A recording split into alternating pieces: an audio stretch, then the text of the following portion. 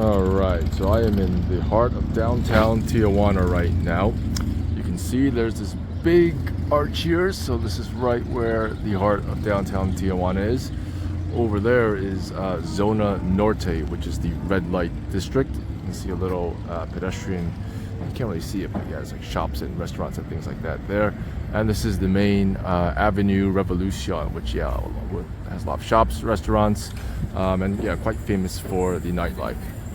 Now, Tijuana is often known as one of the most dangerous cities in Mexico because it's so close to the US border.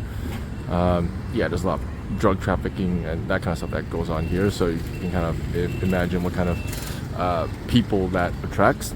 But also because it's so close to the border, you can easily walk to the US border. You can see there's a sign that just kind of points you in the direction. And the walk itself is, it's only about 15 minutes long, so yeah, we'll do that now. I'll just kind of show you the sights along the way. So you can see it starts here along this nice pedestrian pathway, so no vehicles or cars or anything here. You just walk straight down and follow the signs. Okay, what you will see a lot of is these kind of pharmacies that you can see they sell Viagra and things like that. So I don't know what the market price for Viagra is in the US, but presumably these prices are a bit cheaper. Not sure if that attracts some American tourists to come here and pick up some Viagra. You'll see plenty of souvenir stalls and things like that along the way. Although I do have to say, I did not see many tourists shopping at these stalls. So I've been down this path about 2 or 3 times already, and generally speaking, I feel like I'm the only kind of visitor here. So not really sure who their customers are, but haven't really seen that many tourists shop here. You see there's some food and beverage options around. There's a dentist, so I have seen a few dentists and things along the path, because presumably the dental care, health care, things like that are quite a bit cheaper here in Mexico. And I think I've seen some signs that say they accept US health insurance, so I guess there's some medical tourism that happens.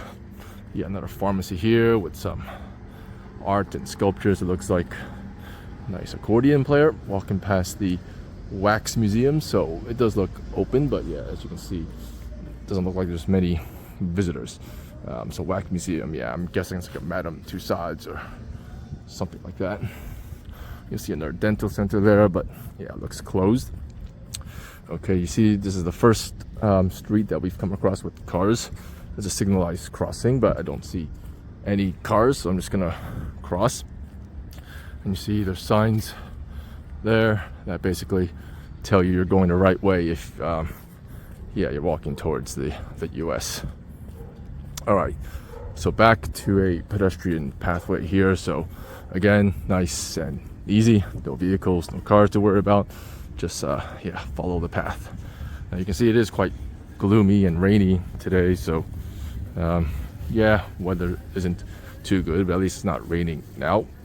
You can kind of imagine if the sun was out, this would be a much nicer, pleasant walk.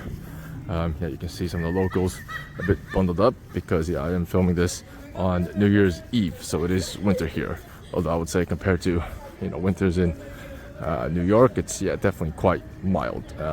I'm just wearing a hoodie right now, and I actually feel a bit warm. I feel like I could probably be walking around in a t-shirt and feel completely fine.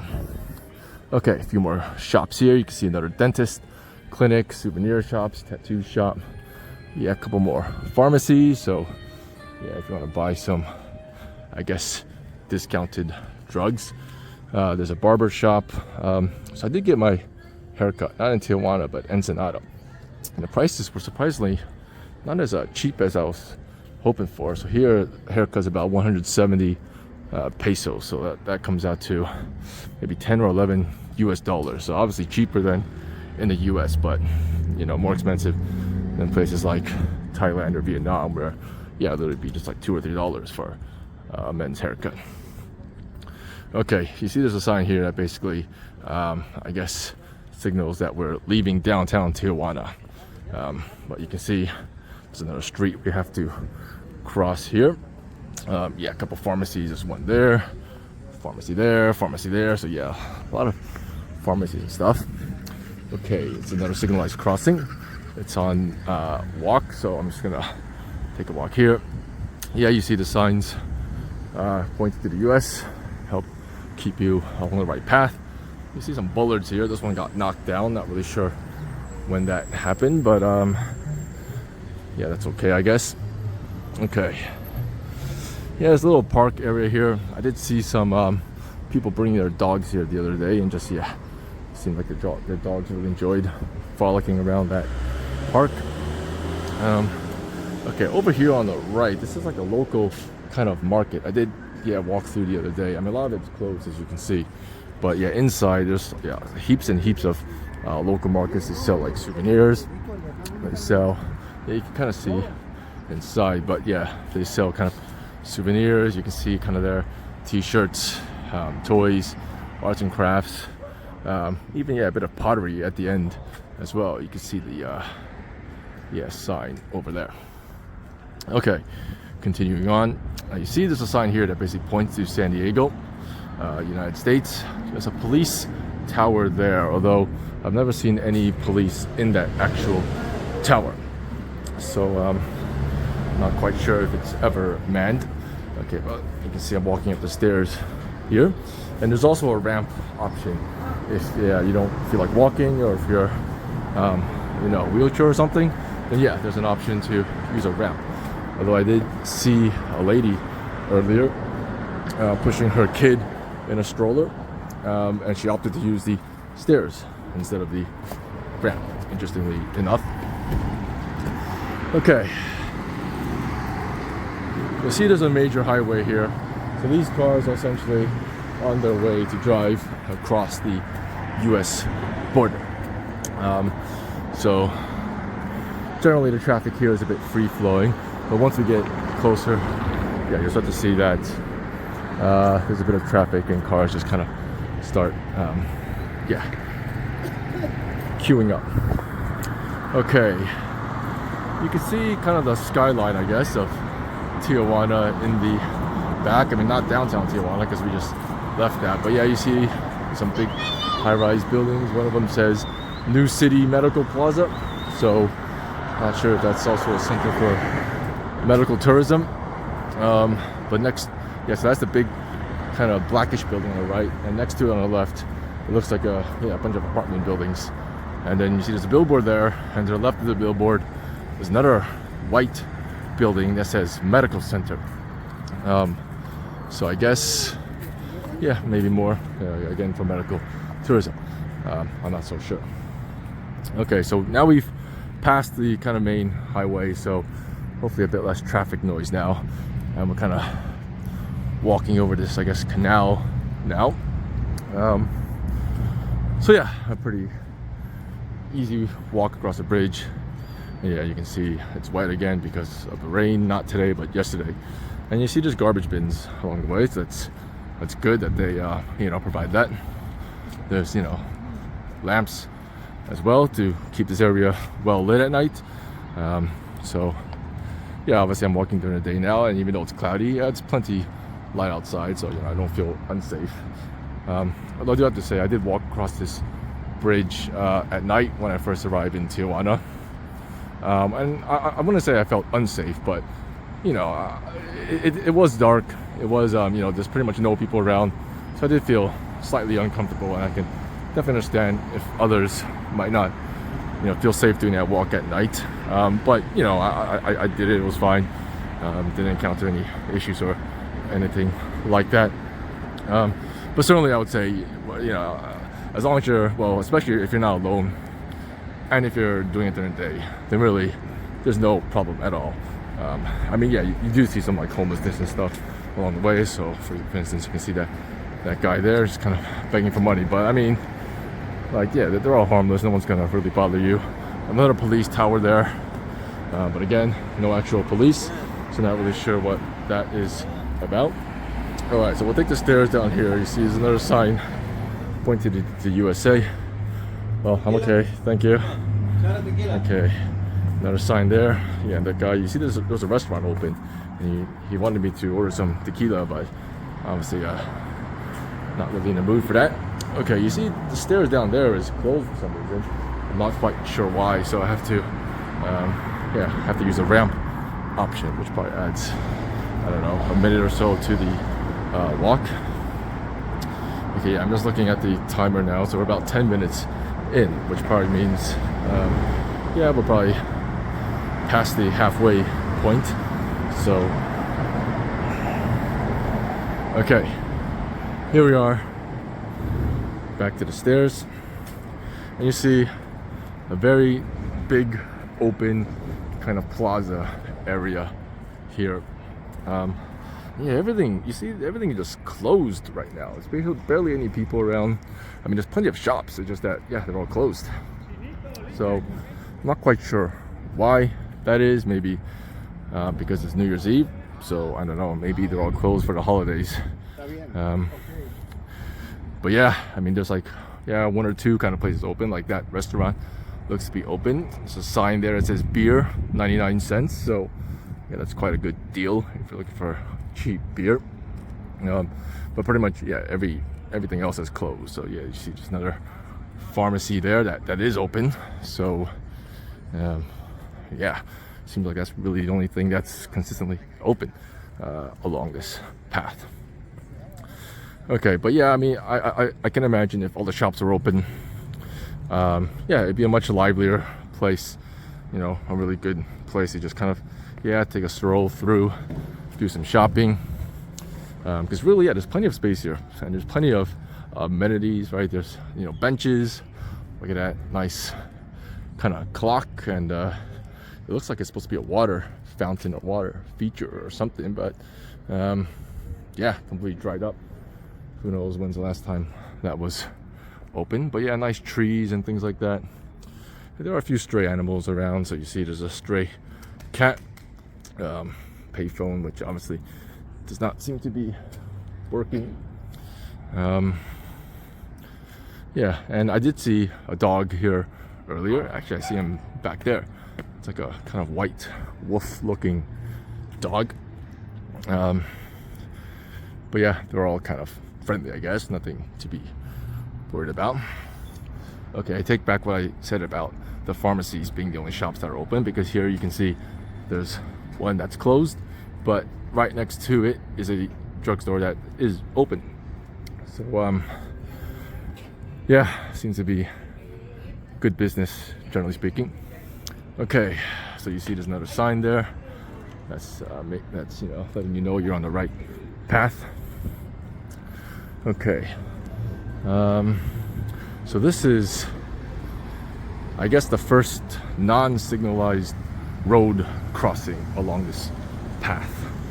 So you would think, and yeah, you can definitely see there's more cars here, and you would think it'd be a difficult crossing because of that, but actually there should be a stop sign, or at least not a sign, but yeah, you see there's painted lines there that say alto, which, yeah, basically means stop in Spanish. So yeah, the cars will stop for you, as you can see there.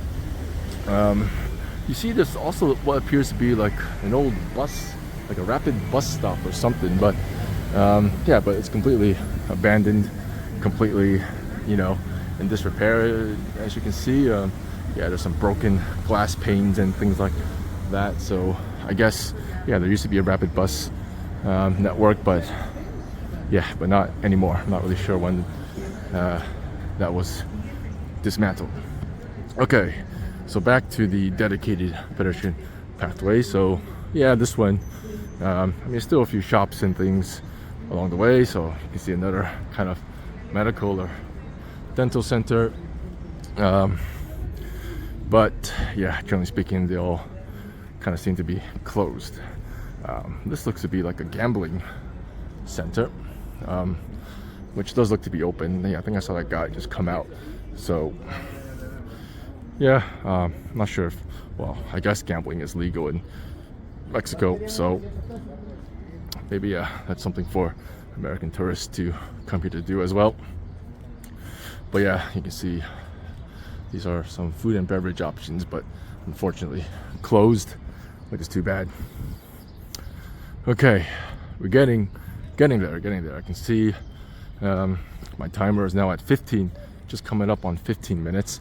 So yeah, we should be almost there now. All right, I think up there you see there's a lot more cars, a lot more people, and this is probably the busiest crossing on the way, because pretty much all these cars now are waiting to cross the border into the US. So if you're driving, then yeah, definitely expect to have to wait quite a long time in line. So you can see that's the actual border crossing for vehicles, and you see all these vehicles just lined up all the way to the back, although I can actually see the end of the line, so it's maybe not as bad as I thought it would be. But obviously, you know, it's still quite long, and it's long enough that there's plenty of vendors and stuff along the way, so you can, you know, buy things if you're hungry or something while you're waiting. But yeah, because the cars are so slow, you can see this is a very easy pedestrian crossing to make, because yeah, pretty much don't need to worry about speeding vehicles. Okay, and then up there is essentially the final part of the walking journey, which is the pedestrian pathway over, yeah, the highway over there. So if you're feeling hungry or thirsty, you can definitely pick up some local food and tacos and stuff along the way. All right.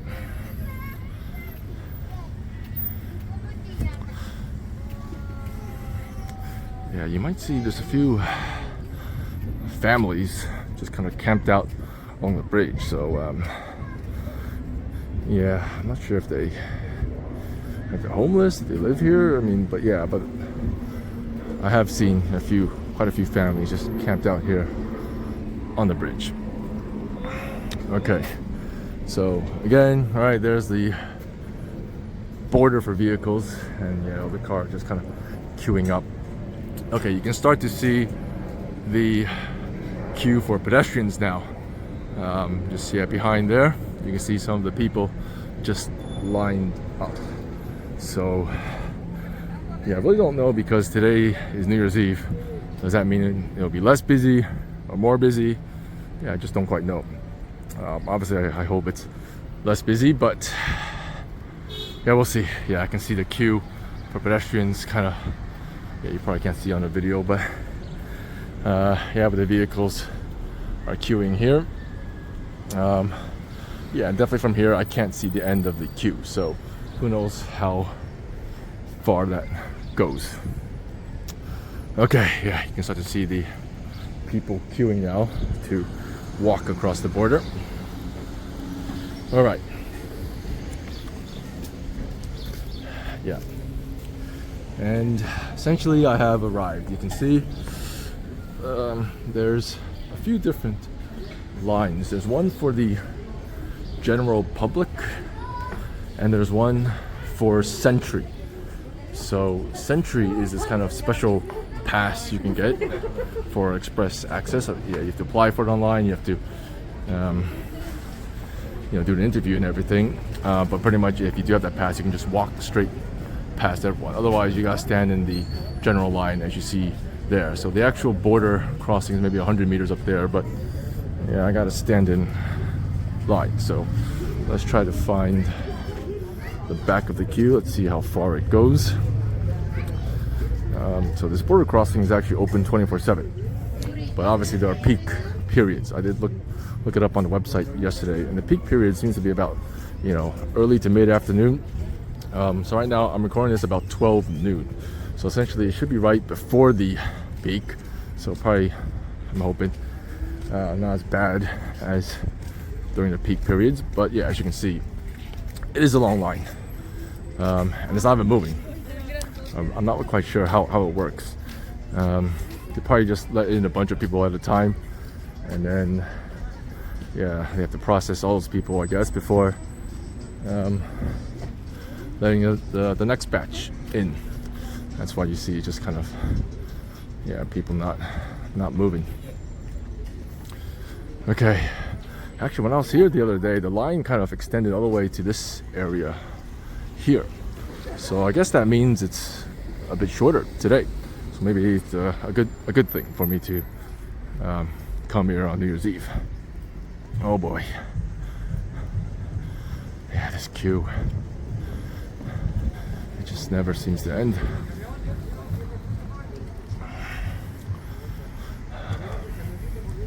I do kind of wonder if you need to use the bathroom while waiting this queue. What are your options? I haven't even seen any bathrooms around here. Yeah, I just don't know. Yeah, there are kind of vendors, as you can see, on the way if you're feeling hungry or thirsty. Well, a lot of flies here.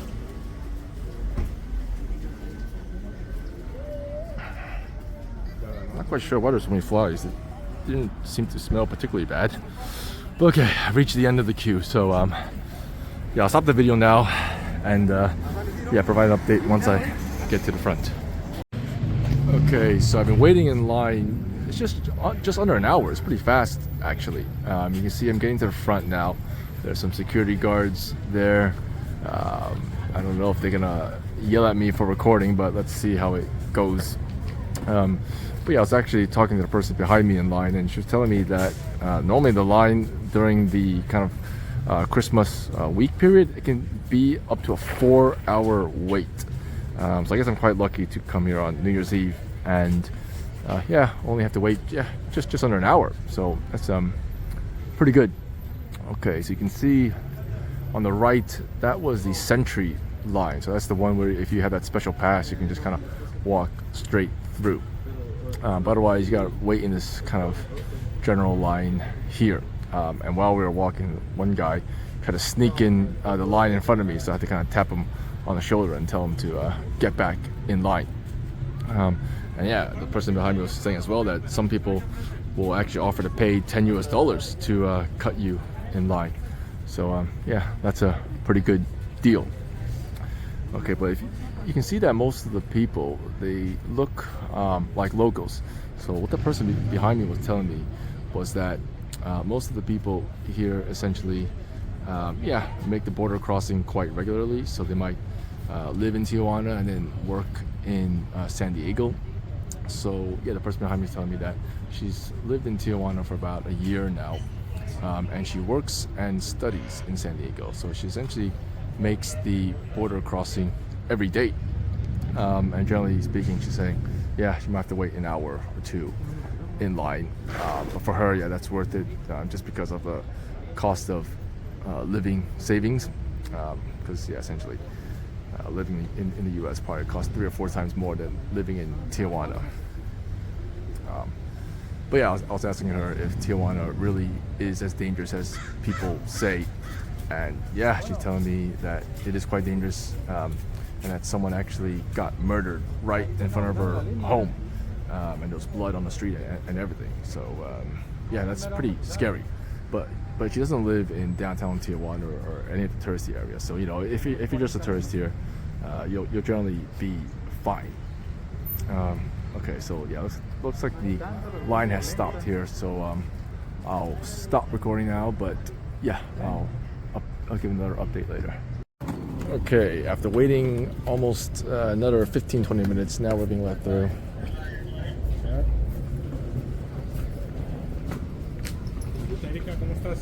Okay, yeah, so I ended up waiting more than an hour now after that last video segment.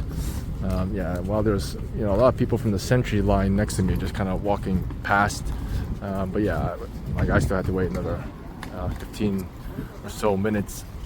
And now we're pretty much walking on the way to the next checkpoint. So apparently there's another line up there, yeah, where there's immigration officials, and they'll ask you, what you're doing in the U.S., all that kind of stuff. But yeah, I mean, if you have the Sentry card, it's yeah, quite smooth and easy. And yeah, the person behind me was telling me that, yeah, because she makes a border crossing every day, she did apply for a Sentry card. But her application was denied, and she's not quite sure why, because she doesn't have a criminal record, so of course they check all that kind of stuff. But yeah, even though she didn't have a criminal record, she was denied, and yeah, I guess they probably check other things as well. because she did mention that her dad actually has a criminal record. So apparently he got caught selling drugs in the U.S. and was deported. Some of her step brothers or step cousins, yeah, also had a criminal record. Also got deported as well. So I think, you know, when they review the application for this entry, they yeah, look into things like that, and that might have been enough for them to deny her application. So yeah, so that's kind of tough for her. She has to just continue to wait in that long line every day. And yeah, there's a lot of signs around that kind of say no line cutting, so that's good, but it probably also means that, you know, it does happen quite a lot. All right, so finally I've reached the next checkpoint, it looks like. So this is the San Ysidro. Okay, so you see I just got yelled at by that guy as I was entering the building, but yeah, I just have to pass through immigration. There wasn't really any line at all. I just gave them my passport. They asked me where I'm going, what was I doing in Mexico, if I had any drugs, tobacco, or anything like that in my bag, and that was it. And yeah, here I am now back in San Diego, the good old US of A.